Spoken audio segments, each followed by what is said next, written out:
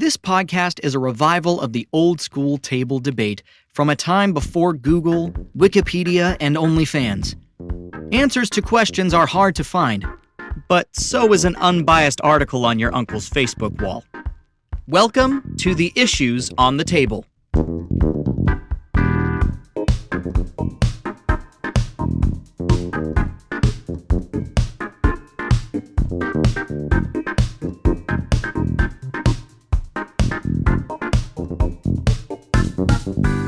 I'm Mike Donahue, and leather-bound books are the best books. Hi, I'm Ryan Sato, and they also smell good?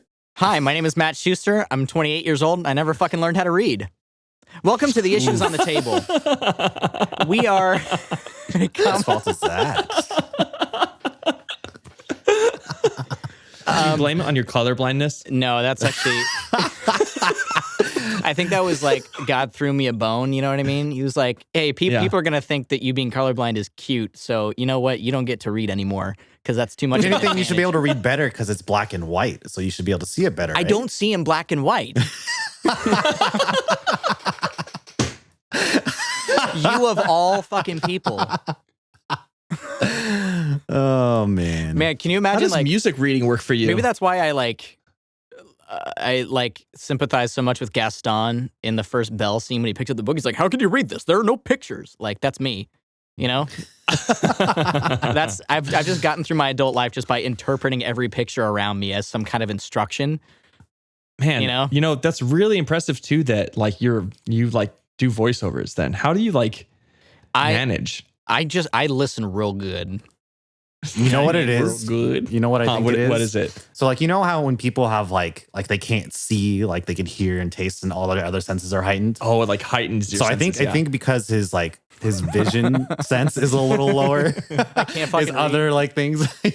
Like, every script I've ever recorded for any project ever, I just memorized it ahead of time. Any audiobook you've ever heard me do, I memorized all 800 pages because I can't read. Do you want to disclaimer this really quick? What? For your agent? Oh, yeah. Hi, Pam. Hi, Will. I love you guys. I do know how to read. This is a comedy show.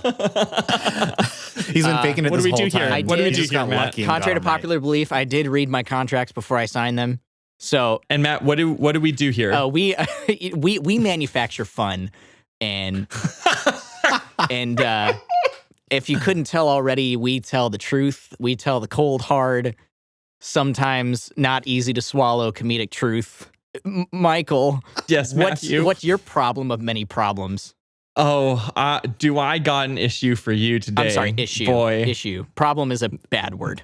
Issue. It's fine. I got one for you today, okay? And oh man, okay, we're all American here speaking, right? Like maybe not our like ethnicity per se, but we're American. We live in America. We're American citizens, right? Yeah. So therefore, right? Therefore, we all equate to all of the American generalizations that are placed upon Americans, right? I guess, depending on... Regularly, we all go shoot guns at anything, right? Ryan doesn't. When we drive, we all burn out our cars all the time, and we drink lots of crappy beer, right? Oh, I get it. See, Ryan, sorry, hold on. Ryan, let me just... Come over here with me for a second. All right. Ryan, I forgot. Mike passed me this production note, and I forgot to remind you. Sometimes Mike does this thing where he does the mic thing, and it sounds super serious. Thing. Oh, got it. Okay. Do you get it? So he's not. You know what I mean? Because we all have good taste in beer. He's not insulting you. Oh yeah, Ryan. For those of us who know how to read, it's called sarcasm. Okay. All right. Okay. So. So I have a minor problem with this generalizations when people picture Americans and say that, yes, they're Americans. They must do these things. Right. Now, obviously, some of those are over the top and I'm like, okay, whatever. But the things that we do for enjoyment are where I kind of want to like pick a bone with and just I don't know. See what your guys' thoughts are on these, because there's some of them get so out there where I feel like if someone from another country were to watch this and go, oh yes, it's an American thing, I would be like, I'm borderline offended because it's just ridiculous. Like I would never watch this for entertainment, purely more than going, wow, that's interesting, and then that's about it, right? I found this competition that made me kind of go off on this level. Okay, this is a competition, and it's being promoted as it's a niche event that's emerged at regional shows across the country. Okay, it's just this thing that people are super into, and all the pictures of it are of people who are super into this competition, like big audiences and crowds. It's called Hot Saw. Now, before I tell you what Hot Saw is, do you guys have any guesses as to what, if I told you, hey guys, you want to go watch some Hot Saw competition? What do you think that is? Is it, hold on, does it have something to do with seesaws and hot sauce?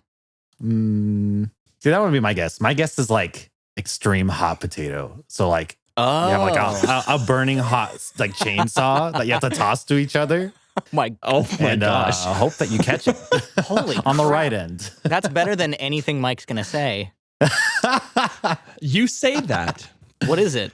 Hot saw competition is people who have taken chainsaws and they've integrated them into V8 engines, and then they will hold them and try to see how big of a log they can cut through with it. Huh? Oh my God. Wait, this takes place in America. This takes place in America. Where? Everywhere. It's a regional show that goes across country at chainsaw competitions. Have you seen those? Is this or like, lumberjack competitions? I feel like this takes place like in some like black market like fighting ring underneath where like killer robots fight. You know what I mean? Underneath. Yeah, I know what you mean. Yeah. One level So down. I'm trying to figure out how I can show this to you on a video really quick, because I just think that if someone goes, oh, you're American, you must really enjoy hot saws, I would be like, I'm sorry, that is grossly incorrect. Oh man. Yes, it is cool, but do I enjoy it? What? Wow. Okay, for those of you who aren't watching this, Mike is showing us a video of what looks like two grown men holding a chainsaw that's approximately the size of Cloud's sword in Final Fantasy, cutting through like a redwood tree. What? Look at this. Where does this happen? You know what this makes me think of? This makes me think of like, this is the Americanization of like, you know, the Highland games? Yes. In like Scotland, where they have to like throw logs and shit. Like, that's what it makes 100%. like Americans had to take it and make it into something else. Absolutely. Okay, yeah, okay, Ryan, great. Like, Americans had to take it, turn it something else. But the Highland games are actually cool, right? Right, yeah, because they take like actual skill and like finesse and practice. And it's like To like actually do something, yeah. steeped in tradition. all right. Okay. What? I don't know. So, yeah, go ahead. So what's is your issue? Why is hot saw a thing? or like because I don't know how to broach the subject. It's just like this generalization that Americans fit this little box, and now suddenly we are all the redneck hick, like backtown woods. Like we go to hot saw competitions on the weekend because we have nothing better to do with our time and drink Coors Light. Right. I mean, I think we know. fish with our guns. Well, at least in the deep south they do. Yeah, I've seen that happen. Or like with M80s and dynamite and shit. That can't be. How can you help me not identify with this? Hey, Mike, I got a That's real easy tough. solution for you. Don't buy a chainsaw. If the American stereotype police come to your door and they do a deep search of your house and they find a chainsaw somewhere, you're done. So Okay, but what if I need a chainsaw to like cut down like a tree in my backyard? Like, tough shit, buddy. You're a carpenter, Mike. Like you could totally use one, you know? Okay, all right. Exactly. I would not be Thank you, surprised if Ryan. you owned a chainsaw. Or you could be more of a Highlander and just get a fucking axe and put in the extra few hours and do it like a man. extra few hours. Okay. But because I think like, yeah, that is super unfair because that's stupid, very unsafe thing to do. But I feel like we also do that to other countries too. So I'm like, I don't know how to think of this. Like the first thing that came to my mind, I don't know why, because this isn't like even remotely comparable. But the first thing I think of is like how there's that stereotype, at least in America, of like how, you know, like people from like England have like bad teeth or something like that. But I've seen many British celebrities and like actors that have beautiful smiles. So I'm like, well, that's not true. So like, okay, I don't know. See, that's the thing So though. then- Like they're actors and like they're celebrities. They're in the public view. So like just like American, you know, actors and like celebrities, they you're saying that the their stereotype image is and true? things like that. Hey, it might be. I don't know. I've never been to Britain. I know one British person, and that's it. I mean, he has How nice are his teeth, though, teeth? so I mean, to be fair, he does have nice teeth. Okay, so But so we is don't there's know. this I don't know. is this a secret subsection of humans then that just exist below stereotypes, and like we just don't know about each other? I don't know. Because now, okay, so I'm thinking like yeah, because that is really frustrating. Like if someone pointed out like, oh, so you guys do this in America all the time, right? Be like, no, they're not us. That's not us. Them is it not cool? us. Them. Kind of. Yeah. Kind Would of. I pay to go see it? Ugh. Yeah, it's fun in theory on like a fucking Cartoon Network. Like I'm not gonna. Have you ever watched? Sorry, on that same note, before we leave it, have you ever watched a NASCAR race like in your life? Have you ever watched it? Never. I've never. Okay, I've never like watched one formally, but recently, actually, James put this video in the racing chat that we have, and you guys can go look. You could go look at it later, and it's basically a NASCAR crash. But before the NASCAR crash happens, it literally looks like a still of cars in a line that are just maybe moving only because the camera is panning, but they are not moving. They're like inches from each other and kind of just going in a circle. And I don't know, like, you know, one, I don't know how they sold out the stands. Two, I don't know how the commentators are talking about it as much as they are. Like they're filling airtime for people going in a circle nonstop. I don't know. I feel like it's just this like, it worries me that one day of my life I'm going to be surrounded by people that really enjoy hot saw, and I'm either going to have to pretend to fit in with them, or I'm going to have to be like, guys. Think about it this way though. Like, would you rather like have to enjoy hot saw or have to enjoy like NASCAR? Like, I would much rather be like involved in a sport that involves gigantic monstrous chainsaws rather than driving in circles for hours.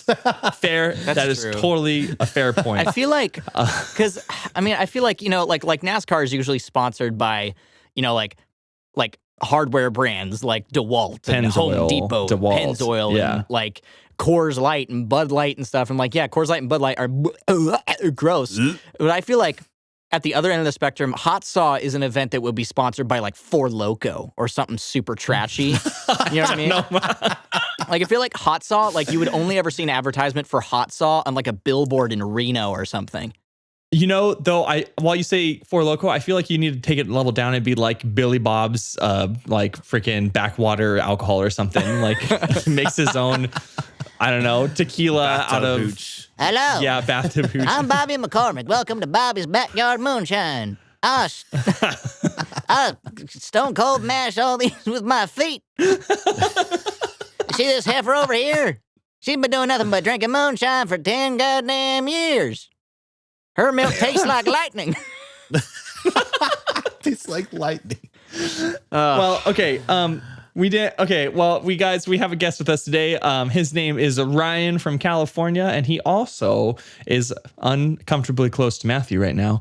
It just is a thing, right? Like we kind of tried to keep our distance from him, but Ryan chose to live with him. Hey, Ryan, how are you doing? I'll go ahead and clear things up real quick. We live together. That's what that means. He lives in the other room. I live in this room. Yes. To clarify even further. Yeah. To really divide that line. I like it. Ryan, how you doing? I'm good. I'm chilling, you know? Just living that life. I like Living it. the dream. Well, did you bring something to the table today? You know, I did. As you guys know, I'm a fisherman. You know, I like to go fishing a lot. Yeah. And I often go to like saltwater, you know, go out to the pier and stuff. And there's a lot of people like that tend to go fishing like at the pier. My problem is though, like when it gets really packed, people get like close to you, and you want to be far apart so you don't don't tangle your lines and everything. So my issue is like, how do I get those people to stay away from me? Like, so they don't get so close, within because like the threshold is probably like a good 2 meters minimum on each side. So okay, that would make sense. Yeah. Okay, go ahead, Matt. Go ahead. I was just gonna say, just bring a cooler Four Locos with you.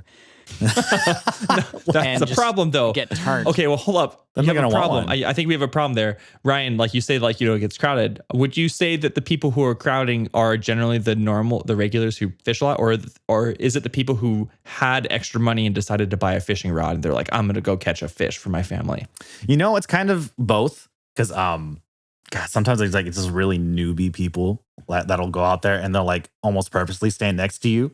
Just so you move. Like to watch. Let's say I just caught a fish, I just caught like a bunch of fish and something like that. And they see that and like, I'm going to go over there next to him and try to get the same fish and stuff like that. Oh, that's that's frustrating. It's so, very few things. Gosh. Matt knows, as you guys know, I'm a very tolerant, patient person. Yes. Sometimes those people, those people get on my nerves. Those are the two things that piss Ryan off are really nosy fishermen and people who don't like Domino's pizza. Okay, so we won't talk. Go ahead, Matt. No, go ahead. I have another idea, but I'm formulating it.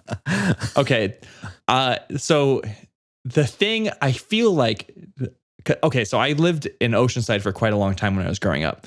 Because my dad lived in the area and I have grandparents that lived down there. So like I would say half of my childhood life was spent in Oceanside on the pier.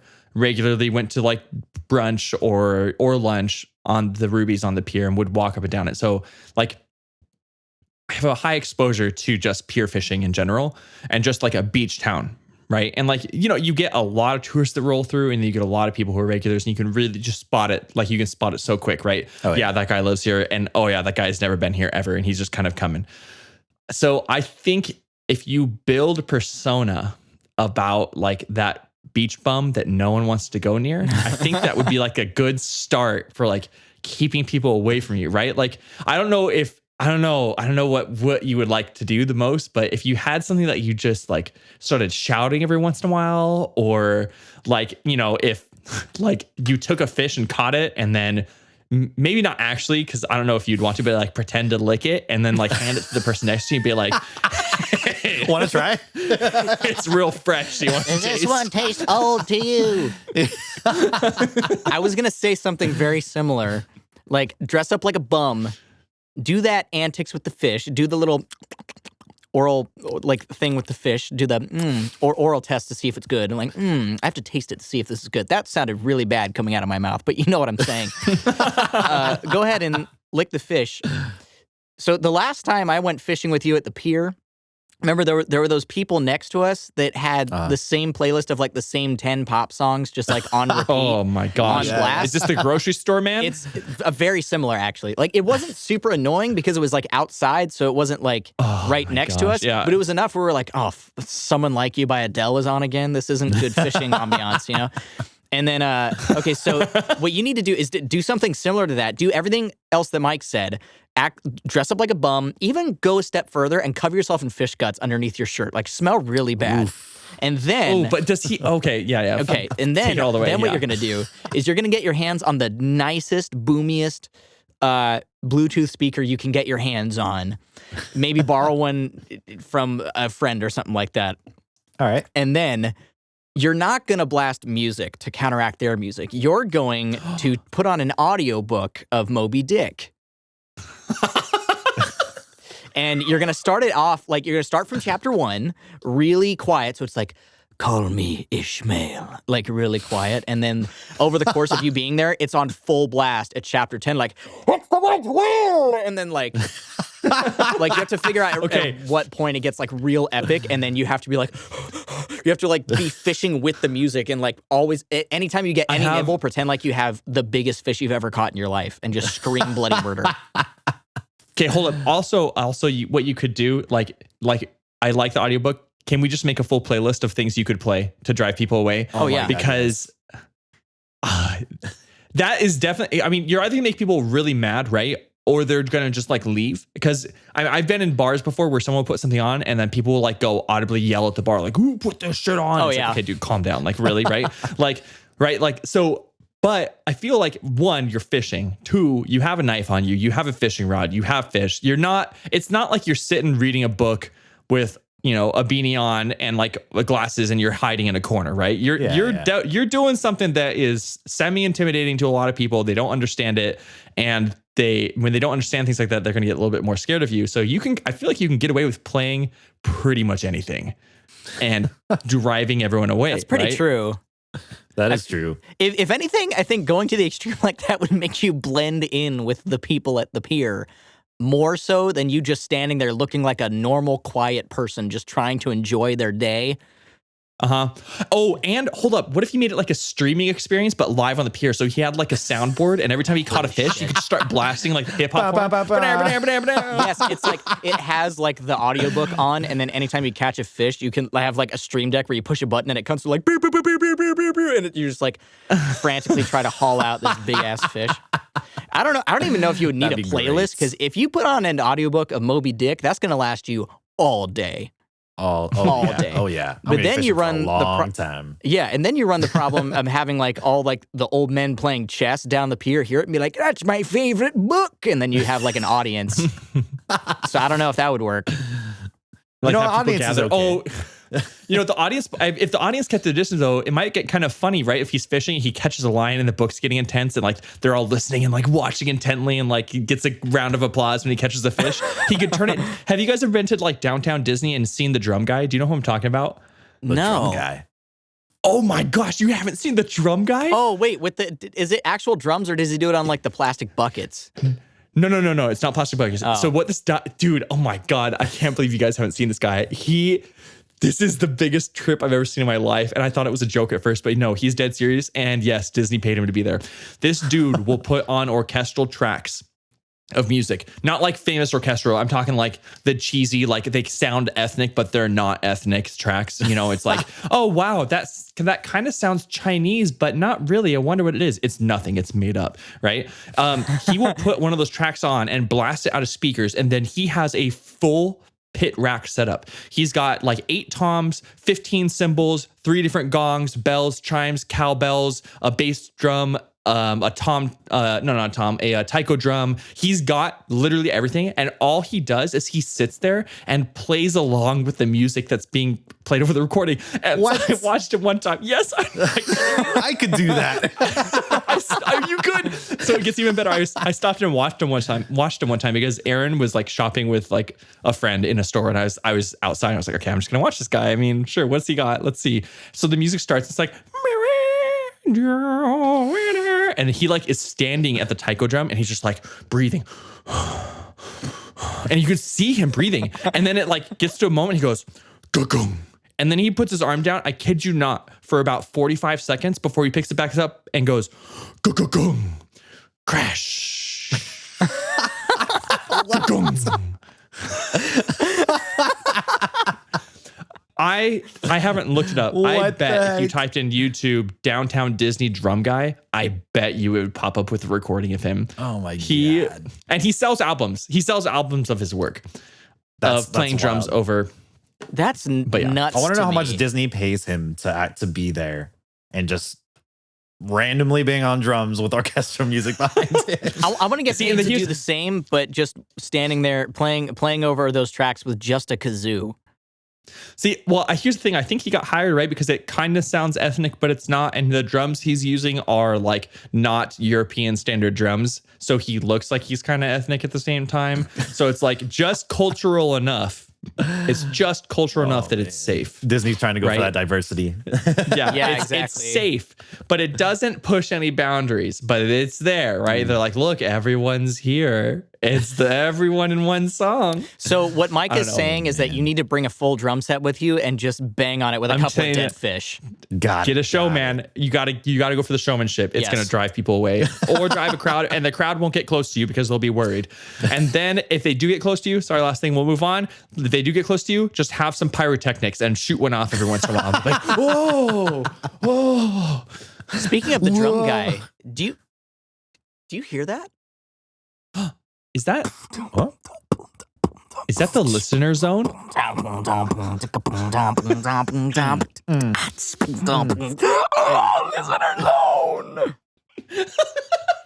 I was trying to do a whale call, and then I realized my voice was too high pitched, but I committed to it. So then now I just sound like a phantasm. How is that even close to a whale call? You know what I'm going to do in post is I'm going to try to harmonize with that. I'm ready to hear that. I'm gonna auto-tune pitch it and see what I can do. That'll be fun. All right, guys. All right, we have welcome to the listener zone. We have 4 listener issues for you guys today. As you who listen know and who've done it before, we are going to go through these issues, and however long they take to solve, that's how long they take to solve. If you're listening, we need listener issues. I don't care if it's your opinion, if it's a thought, if it's a complaint, a rant, or just something your friend said that you think is ridiculous. Please send it to us at our podcast Instagram, which is the Issues on the Table. You can DM us there, or you can email us at tiottpodcast@gmail.com. Give us your issues. Okay. First issue, guys. You ready? Yeah. Ready. All right. This is Hannah from California. She wants to know who invented animal names. I did. Who came up with animal names? It was me. Brian did. Yeah. It was all me, I swear. Brian, wow. Hey, Brian. Yeah. How did you come up with the name halibut? It's just it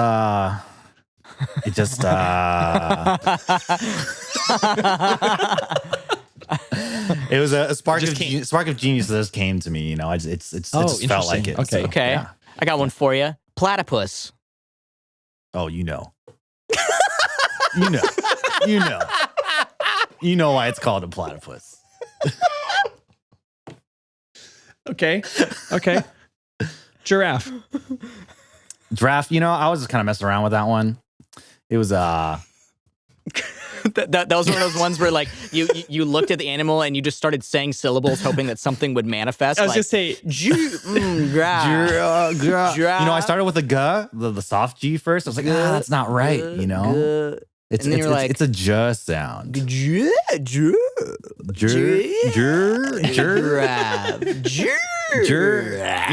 I met this giraffe. It was actually named Jerry. So that's kind of like, I was like, oh, your name's Jerry. What should I call you then? What should your species be? And it was like Giraffe.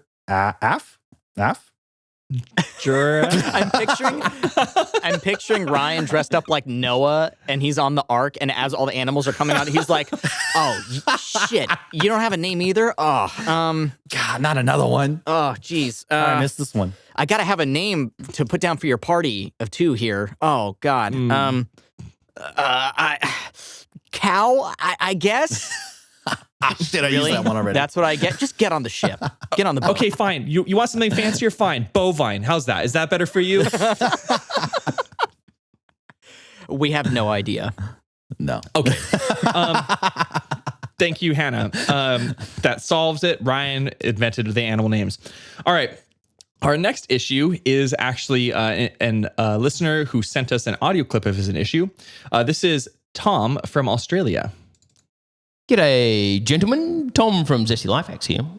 Thanks, Mike, for sending your problem for Hardy Hack. Hope your goldfish is all right. Now, I have an issue. When I go out for a meal, often with family or friends, the issue I have is when a server brings your food, goes away, and then comes back within like 3 minutes, and they'll say, "Sorry to interrupt, just checking if the meal is okay." Now, this feels like a forced, scripted thing. It does nothing except indemnify them if I'm not happy with the meal, but I haven't sort of put my hand up yet. It's like they're getting in first. Also, it interrupts the flow of the conversation that has generally just started to happen once you've got a few mouthfuls of food in and you're relaxing a bit. In Australia, we don't have a tipping system. There's a jar for tips, but like it's not ingrained like it is in the US, and it's not even overly necessary, but the servers here have picked up this thing. I don't know if it's from your country. I don't know where it's from. Look, I will tell you if the meal's not good. You'll see my hand. Just be attentive. But this coming and interrupting thing, I don't want it. I've had it with it. I'm not going back to some restaurants because that's happened repeatedly. Thanks, fellas. Okay. Okay. Tom? Oh. Tom? Yes. Yeah, I think that 100% came from America restaurant culture. I've never worked as a server in a restaurant, so I don't know if like any retail job I've had, it kind of applies, but I can tell, at least from my experience, any job that I've worked, like even today when I was at work, I had to get briefed about like, make sure that when they come to the register, you ask them if they want anything else and this and that and blah, blah, blah, blah, blah. And I'm like, well, yeah, of course, I'll do that to be nice. But if they wanted anything else, they would have grabbed it before they came up to me. Like, hey, I feel like that's kind of. So Tom, I have a thought. I have a thought that this may explain why it ended up in Australia. I think that someone who was probably a well-known restaurant owner in Australia, or just someone who had some influence, he traveled to America and, he's going to try the cuisine of the country. Like he wants to try some different restaurants. And he went to this restaurant and he had a really great experience. The food was really good. And right after he had his first bite, which was amazing because it's like some 5-star restaurant, the waiter came up and said, how is the food? Is everything good? And he was just was met with this vision of, that makes me feel so special. I'm going to make everybody in Australia do this too, because it's just so much better. When in actuality, Tom, if we're being honest here, the reason why people at restaurants probably say that is probably because someone was sued because they weren't asked about how their food tasted at the restaurant. Like, we're being honest here. That's 100% why that happened. I feel Tom, the same. I don't know if you see the news right now, but Subway in America is being sued by 2 people in California who are claiming that the tuna is not tuna. They are telling Subway that the tuna they serve is anything but tuna. They won't tell us what's in it, but it's just not tuna. And then Subway came back and said, no, you're wrong. It's tuna. And here, to prove it to you, we're going to give everyone 15% off a tuna sandwich so you can see that it's tuna. Yeah. Yeah, what's funny? I never, going to a restaurant, it never has bothered me as much when they come back immediately to ask if the meal itself is okay. What bothers me is when they come back 2 minutes or 3 minutes, you said, after they give you everything to refill my drink when I've taken 2 sips. And then they don't ask you. They just come and pour it in. I'm like, I wasn't done with this water. Like, wait, chill. I just imagine you sitting there I'm not going to finish this now, and it's all their fault because they gave me too much. Yeah, exactly. They're the reason why I'm wasting water. You're the reason I have rotten tacos in my fridge. Exactly. Yes. I had one more. Well, before we leave your issue, Tom, I have one more thought that is in the pro of someone asking me if my meal's okay. Like you were saying, you're going to raise your hand if your food's bad, right? I have this. I feel like in a lot of American restaurants, I don't know if you guys have the same experience, but when your food's been brought to you after they ask you if everything's okay, it's nigh impossible to get a hold of someone. Oh, yeah. To come back to your table. And if you ask the wrong person for something, if you ask the busser or the seater, hey, I was just curious. I know you're not the person, but I asked for cider ranch. I didn't get it. Could you just let my server know? The answer will always be, oh yeah, sure. And it will never happen. Oh my God. They will never carry your message to the right place. Man. Ever. Right? So as a person, I have worked in the restaurant industry, and there have been times where I forget to bring someone something, and I remember an hour later when I get home and eats away. It's fuck, I forgot to bring them their ranch. Oh God. And I feel so bad. It haunts their dreams at night. I cannot sleep because of it. So I feel like what that is, Tom, what you can use it as is don't think about it as confirming whether or not your food is satisfactory. Think about it as you have 2 minutes to think about whatever they forgot to bring you, and you've got to lay down that list when they come back and be yeah, my food's great, but can I get some salt, pepper, ketchup, ranch? Also, I need a little bit more ice in my drink. I know you don't have much here, but can you just bring me some? And then I'm looking for an extra side of fries and another napkin. Yes. First off, if they're forgetting all of that on your initial order, that's not a good restaurant. I'm just saying I'm not saying they forgot that. I'm just saying, okay. Yeah, just in case, or just even add it on top. And they can be like, oh, but you have salt and pepper on your table. But when you say, I need salt and pepper, and they say you have salt and pepper at your table, you can look at them and go, yeah, can I get some salt and pepper, please? And just make them feel it, right? For asking if your food's okay. Or you could do that. And then also, I think another thing, if you don't want to elicit any reaction out of them, when they come and ask if the food is okay, they'll be like, oh, yeah, it's good, thanks. Or like, yeah, everything's good, thanks, or whatever. Or like, no, it's terrible. Just be like, just look at them completely straight-faced and say, it is a meal. Don't answer in the affirmative or the negative, and then they'll be like, okay, weirdo. And then you've just gifted them with a fun story they can tell to their coworkers in the kitchen. Be like, this guy looks like a robot, or, you know. Then you'll have made their day. You after that, they will not want to talk to you for the rest of the time you're there. Absolutely. But also plan on not getting your side of ranch for the rest of the evening. I don't know if ranch is a thing in Australia like it is in America, but Yeah. Americans love their ranch. The side of spider. I'm not sure. Vegemite. I think Vegemite is a big thing. Oh, Vegemite. Yeah. Okay, cool. Tom, thank you. All right. Our next issue is from Julia from Arizona. Okay. She says, I'm dating this new guy. I saw him drink milk straight out of the carton. Is this a red flag? Yes. Like, is he a total psychopath or is this normal? No, it's not normal. Grown adults that drink milk, there's something wrong with them. I feel like there's how they have like those signs of like people that are like psychotic? Yes. Like drink straight up milk. Like they get a glass and they fill it with cow's milk and they drink it. Like why, the idea that like, who even started doing that? Like, why would you, who's the first person that thought of drinking another animal's milk, and how did they go about doing it? Yes, I was going to think about this. Think about Okay, Ryan, really quick question, because I know cheese is like a very European thing, right? And that's kind of why we have it in America.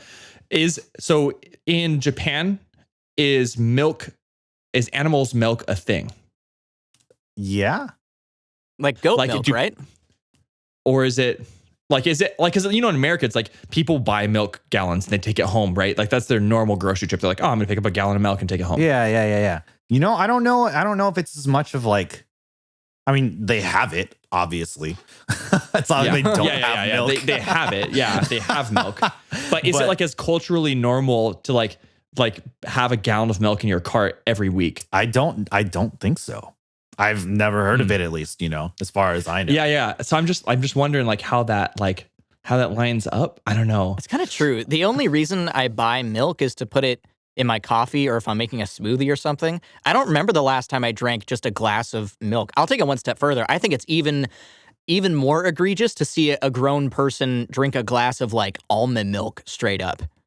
Or like, you know what I mean? Because I feel like there's something weird to me. A bit like, okay, on the one hand, like, yeah, you're maybe being health conscious or you're allergic to lactose or something, so you don't want to drink straight milk. That's cool. But I feel like there would be something so irksome and bizarre to me if I saw someone just pour a glass of almond milk and be like, this is fine. Because I don't know if you've drank just plain almond milk. It doesn't really taste like anything. No, it's not great. Like at least, I mean, I think I'd feel better about drinking almond milk as opposed to regular milk. Like on a scale of like 1 to 10, like milk is a 10 of no and almonds like a 9 for you, would you say? For me, I mean, personally, I'm allergic to almonds, so it would be like an 11. Oh yeah, you'd be dead. Okay. But let's say like oat milk or something like that, Okay. I mean, I've had a small glass of oat milk, just like to taste it, things like that. But okay. So Julia, really quick, let's phrase it this way. To answer your question, is it weird or is it a red flag that he just drinks milk straight out of the carton? Would it be normal for you to go and just take a bite out of the center of a loaf of bread at your house and leave it? Would it be normal to go and eat like, I don't know, the core of your apple after you drank after you ate your apple? Would it be normal to, eat a banana before you peel it? Right. Well, yes, that would be normal, but no. Like that is not normal. Also, you seem like the kind of person that would drink a whole glass of milk, Mike. If you do that, so it's funny. We have a lot of milk in our house because we have 2 kids and they drink it all the time.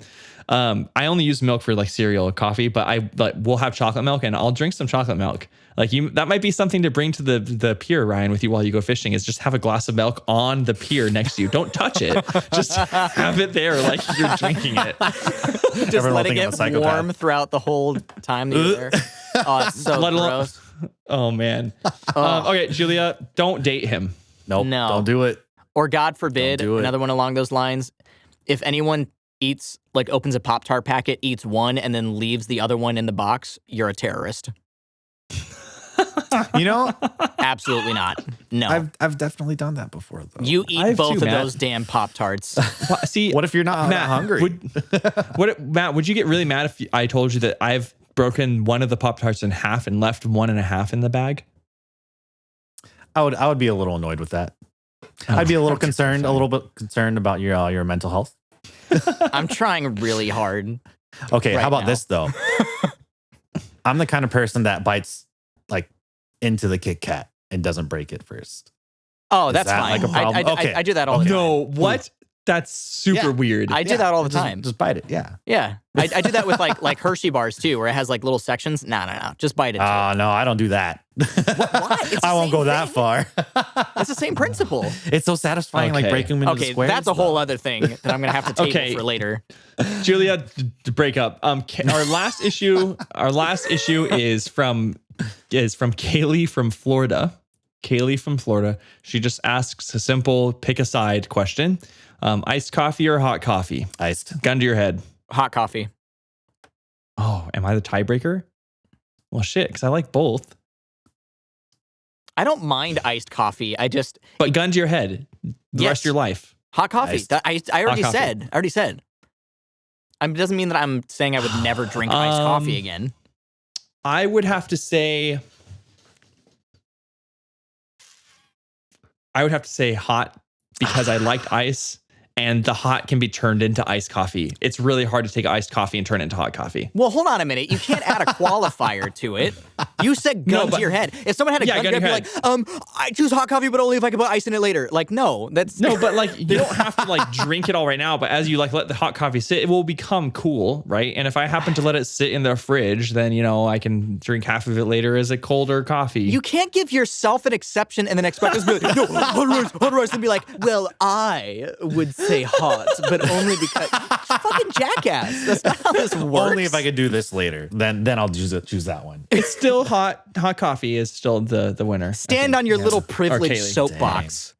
Yeah, I would say hot coffee. Thanks for coming to the Listener Zone.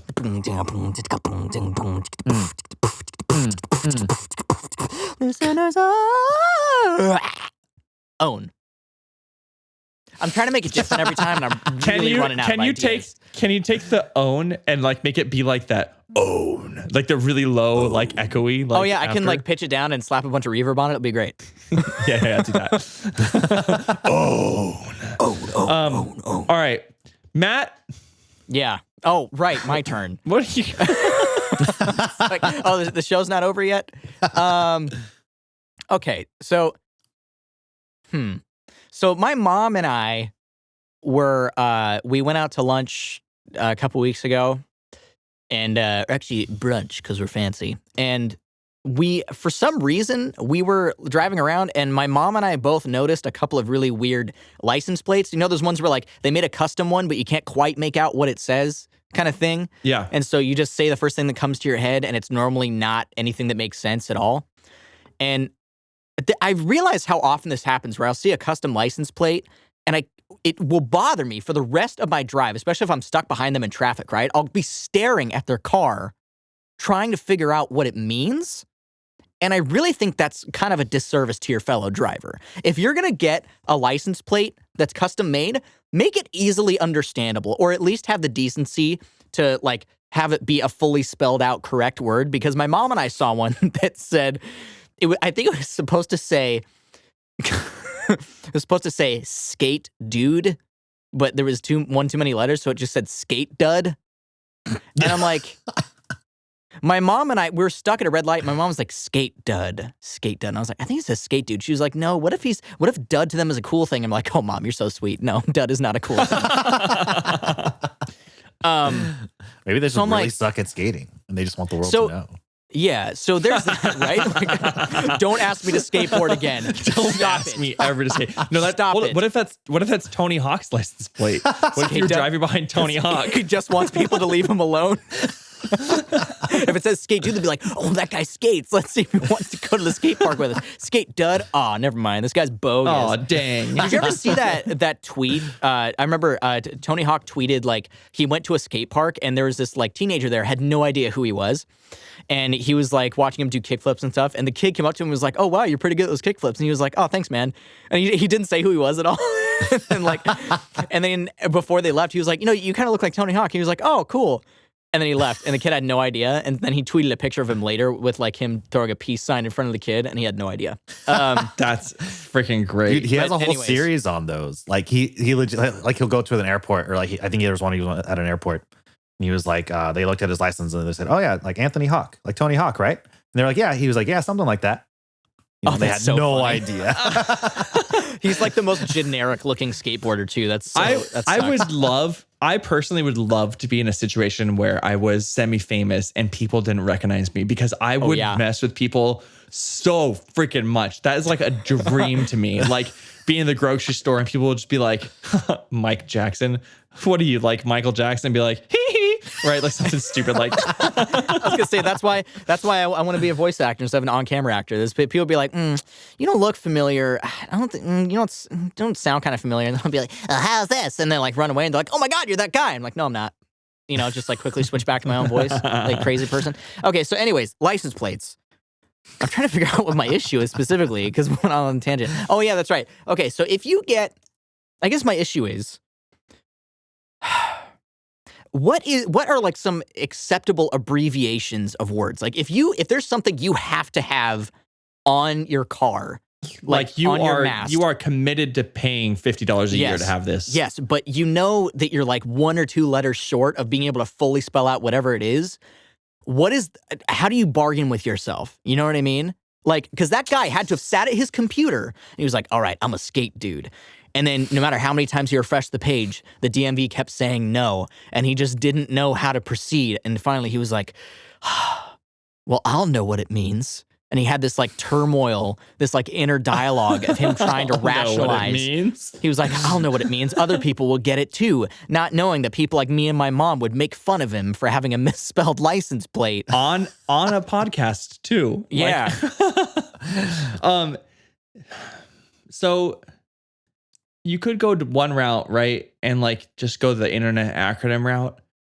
I feel like it's a daily life thing for me because I don't know. Generally, I'll do a lot of searching on forums on like how to fix something or what's wrong with this thing or how to solve it. And I feel like every internet forum has its own like abbreviative language, right? Where they'll have like, oh, yeah, man, all you got to do is just turn it off and then flip the switch and turn it back on. IGBTOO.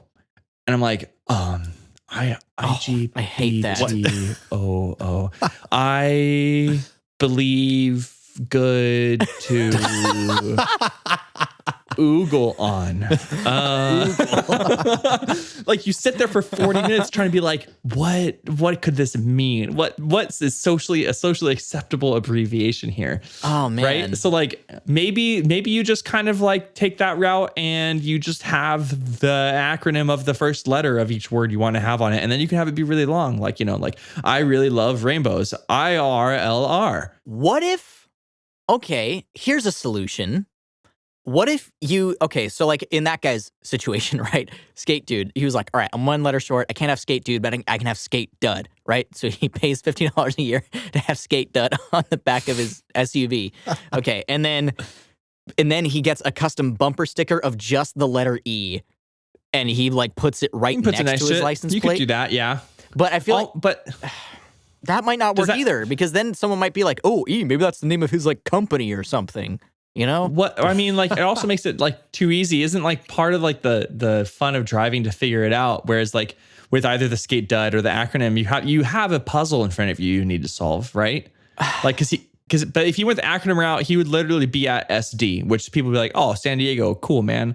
He would have to put like IASDTR. That would have to be his acronym. What does that stand for? I am skater dude, totally radical. He has like bumper stickers of all the kids from Rocket Power on his windshield. I don't know. I mean, I feel like this is a real issue though, because I'd see it as like a driving hazard. So anyone that's behind you is trying to read this and stuff, and like they're focused so hard on trying to figure out. Because I've definitely been there, like on the freeway, and I see it kind of like I glance at it like onto the side, and it's like, what is that? And I want to read it, and you're like, that's dangerous. I don't want to do that. So I don't know. And then it makes you drive slower subconsciously because you're like trying to make it out so you don't drive too fast. And like, yeah, I feel like that's up there with like if there's like an accident or like someone got pulled over and then traffic stops because everyone is slowing down to see what happened. Like that's like kind of on par with that, I think. Because like literally we were stuck at this red light for a long time and my mom pointed out, she's like, skate dud. And I was like, I think it means skate dude. And she was like, but why did he make it without the E? Why did he even make it at all? And I was like, oh shit! I don't know. He Mom. probably had to choose between taking the E from the skate or from the dude. Because if you took the E from the skate, it would be scat dud or scat dude, and then people are gonna think he's a singer. Oh he scats all the time. Scat dude, that would be a problem. Hey, bro, lay down some bars. Someone rolls up with a beat, and instead of rapping to the beat, like it's like out of their car. Is that socially acceptable? Okay, is it socially acceptable? Sorry, not to divert, but is it socially acceptable to roll your window down and talk to the person next to you when you're driving? Absolutely not. The only exception is if it's like something vital, like, oh, hey, your gas cap is off, or like something like that, where it's like. So I can't roll next to him and be like, hey, what's your license plate say? Yeah, why not? Well, okay. Why not? No, okay, yeah. Yes, okay, hold on. Or even if you just want to ask them, like, hey, how's your day going? Well, sure, I guess. Hey, you look cute. But I feel like that's on the same part as if a waiter comes up to me 3 minutes after my meal and asks me if everything's okay. Like if I'm at a stoplight, I actively, because like I sing in my car a lot, right? Like that's like how I entertain myself when I drive. And there have been many times where I'm like, I'll be at a stoplight and I'll be in the middle of like singing a song to myself and I'll actively like sing quieter, even though I know they can't hear me, just because I'm self-conscious of if they're gonna hear me or not, which makes no sense because in any other context, I literally like do that shit for a living sometimes in front of people, but in my car, I'm like, oh no, other drivers don't look at me singing in my car. Like, I don't know. I mean, I had a thought that's completely off topic. Go ahead. But we might be able to like work this in somehow. This isn't gonna get solved for me. I'm just. I don't know if it's gonna get solved. This is a tough issue. I don't know if it's gonna get solved either. Yeah. I think it's a hard one too. But like, maybe there's something in. Okay, so you know how like companies, especially internet companies, will like try to survey you every once in a while. Yeah. Right, like they'll like send a survey like, how is our like rate our service, or is your experience enjoyable, that type of stuff. Yeah. Why can't we have the DMV have squads that roll around on the street and they just have like DMV written on the car and they have like a quick checklist that says yes or no, and at stoplights they roll their window down and like knock on your window and go, hey, is your driving experience okay? And then they just they just ask you that, right? Like, because then what you could do, like if someone asked me that, right? Like someone knocks on my window, I'll be like, oh yeah, but I really am annoyed at like this license plate in front of me. It's really messing up my day. And then the DMV can start building this database of like, man, people really hate this person's license plate. And then maybe they can send them a cease and desist letter with a new license plate and say, hey, sorry, your license plate has been revoked because we received too many complaints on the road. Oh man. Oh my god. That turns into like the DMV thought police or something. Yeah, I mean, but at least then I feel like my voice is being heard on the road, because right now my voice is not being heard on the road. I just imagine like the person like trying to get it through it as fast as possible, like knocking on your window, talking really fast. Wait. Oh. We're at Tustin Avenue. This is really fast. Like, please, dear God, roll down the window, please. Oh God, please. Oh my God, what is something wrong, officer? Oh, I'm not an officer. I just want to know. Green light. Was your commute okay today? Later that day at the quarterly review, John, so we're having this problem where your numbers are coming in pretty low, and I've asked you to get 15 responses a day, and right now your average is. But 1 second, let me 4. Your average responses is 4, Tom. People don't want to talk to me when I'm driving next to them, sir, and you give me all the fast green lights. Tom, stick to the script. What am I supposed to do? You stick to the script. I'm sticking to the script, but they didn't.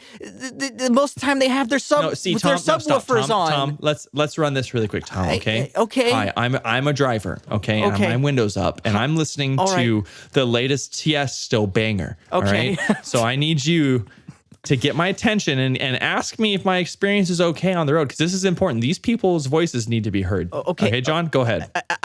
Excuse me, sir. Hi. Hello. Yeah. What's up, bro? Hi. What's up, bro? Hi. How's it going? Hey, man, nice ride. Yes. Dig it, man. Thank you. Yeah. I'm from. Yeah. Hey, man, have you heard this new track yet? No, I'm from. Hey, man. I'm from the. See, John, stop. Green Pause, light. John. So they've already gone. Driven away. Green light, John. John, you're stuttering too much. My John. name was Tom, and now you're calling me John. No, Tom is Just from Australia. like the DMV. Tom doesn't like when people ask him questions. Oh man. I'm Mike Donahue. I'm Ryan Sato. I'm John from the DMV. I just want to know if your commute was okay.